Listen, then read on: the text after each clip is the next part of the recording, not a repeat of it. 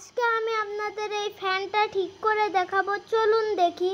আমি এখানের থেকে ব্যাটারিটা বের করে স্ক্রুড্রাইভার দিয়ে ফ্যানটাকে খুলে নিলাম। দেখুন, খুলে নেওয়ার পরে আমি মোটরটা এখানের থেকে খুলে আমি টেস্ট করব যে মোটরটা ঠিক আছে নাকি অন্য কিছু সমস্যা হয়েছে। গাইস, মোটরে তো ভালো বাতাস হচ্ছে, মোটরটা ঠিকও আছে, তার মানে এই সার্কিট ছাড়া আর কোনো জিনিসে সমস্যা হতে পারে না। আর গাইস, এই সার্কিটটা আপনারা 30 থেকে 40 টাকার মধ্যে কিনতে পারবেন। সো গাইস, আমি তারগুলো লাগিয়ে এখন টেস্ট করে দেখালাম। গাইস দেখুন কত ভালো করে এটা কাজ করছে। আমি এখন ব্যাটারি ফোল্ডারের সাথে আবার তার লাগিয়ে এই পাখাটা এর ভিতরে ঢুকিয়ে তারপরে আমি এখানে এটাকে লাগিয়ে যে নাটটা ছিল ওটাকে লাগিয়ে দিলাম। এখন দেখুন এটা হলো কাজ করছে।